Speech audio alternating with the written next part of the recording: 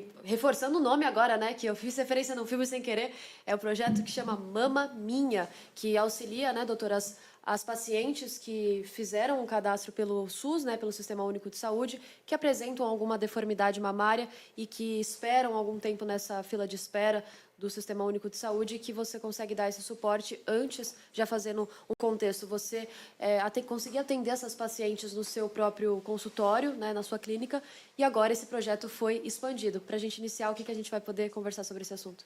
Bom, então a ideia desse podcast, desse episódio, né, é conversar um pouquinho sobre esse projeto de reconstrução de mama, né? A gente já está no mês de outubro, então aproveitando que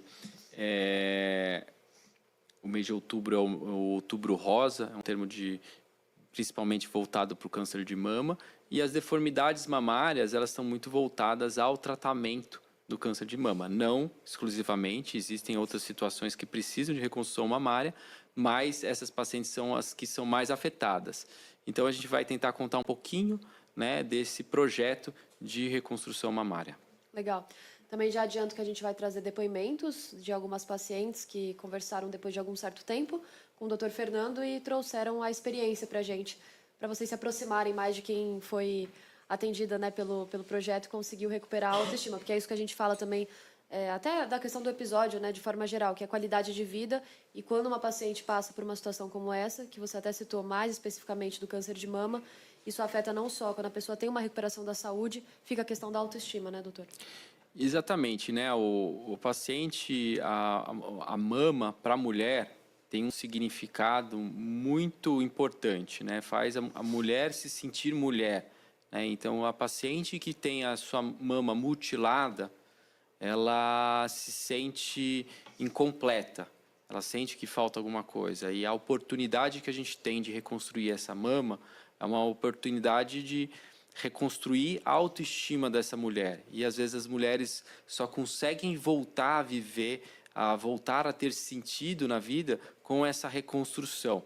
Para a gente que é homem, às vezes pode até ser meio fútil, mas talvez para as mulheres isso faça muito sentido. O que essa reconstrução tem de impacto na qualidade de vida dessa paciente.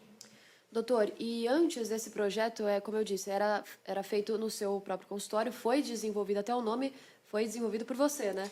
Bom, eu vou contar um pouquinho da história, né? Na verdade, eu tenho que contar a minha história, porque esse projeto é um projeto de vida, é um projeto, ele não termina agora, ele está só no começo. Então, eu venho de uma família de 4 gerações de médicos, né? Então, eu aprendi a medicina de uma medicina que você é transmitida de gerações por gerações. Não é uma medicina voltada para o lucro, né? Então a gente gosta de ajudar as pessoas, isso faz parte da essência do médico, ajudar o próximo. Então eu ainda tenho essa questão de querer poder ajudar o próximo. Muitas vezes a gente atende as pessoas porque a gente quer ver as pessoas melhores, não porque a gente quer ganhar o dinheiro do paciente. Então, isso faz já um pouco dessa nossa jornada, né, na vida, quem a gente é e quem a gente representa, né, a família. E na minha formação de médicos, eu fiz na Escola Paulista de Medicina, que é uma faculdade pública, né, uma universidade federal, e que tem muito...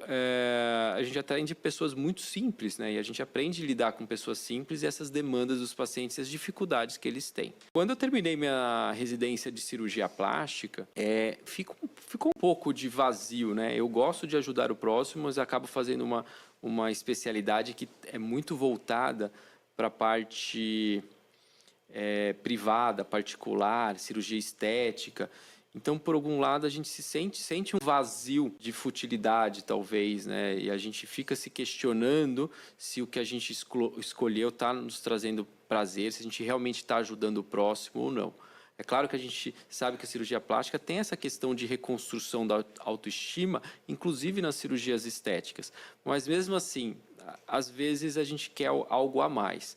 E quando eu me formei, eu busquei trabalhar em hospitais públicos. Então, eu continuei na Escola Paulista de Medicina por mais 3 anos como fellow, né, ajudando ali os sendo um colaborador do serviço nas reconstruções de mama. Eu também fiquei 1 ano no Instituto Brasileiro de Combate ao Câncer, né, o IBCC, com o Dr. Rafael Santos, que ele me ajudou também, me ensinou bastante cirurgias de reparação, né, de cirurgias de reconstrução mamária, e ele me deu uma oportunidade de ir trabalhar no hospital Vila Alpina. Lá no Hospital Vila Alpina era um hospital público, e eu fiquei fazendo reconstrução de mama por 5 anos lá, num projeto que era dele. E eu cito o nome dele porque eu não posso falar que o projeto é meu. O projeto, ele derivou do que eu tive de vivência, tanto no Hospital São Paulo, né, na experiência que eu tive lá, que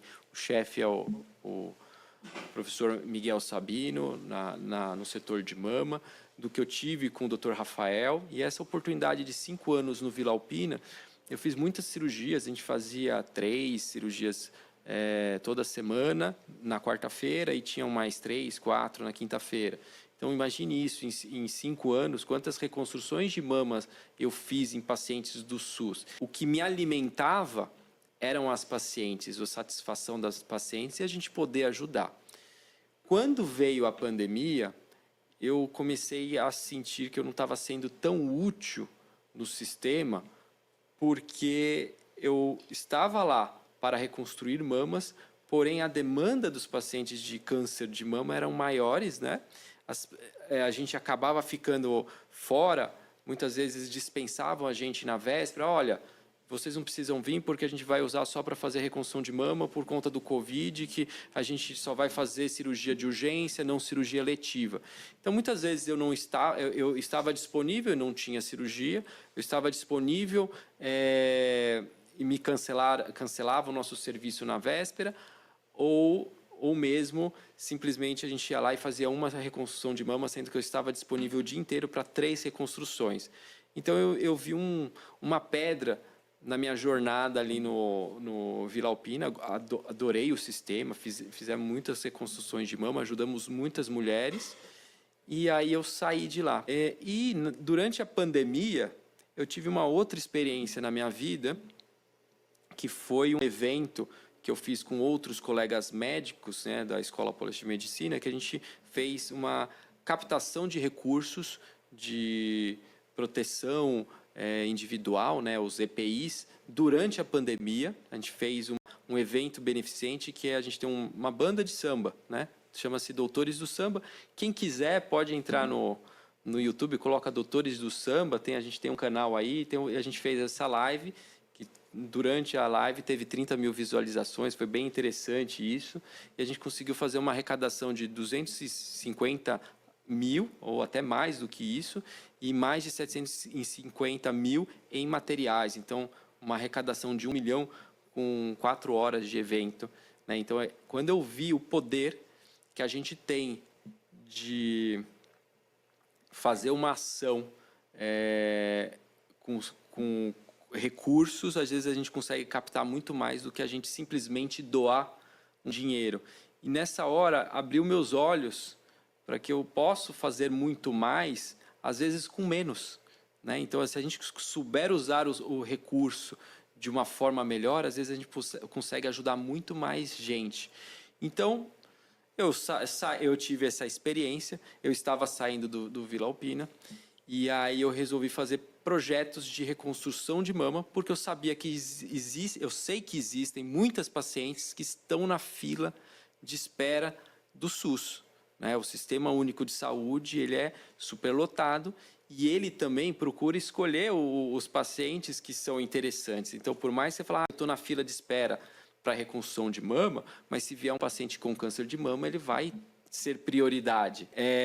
E por especialidades também, uma cirurgia de reconstrução de mama gasta 4, 5 horas, enquanto que uma cirurgia de câncer de pele demora 40 minutos. Então, muitas sistemas de saúde, essas OS, organizações de saúde, elas acabam escolhendo as cirurgias.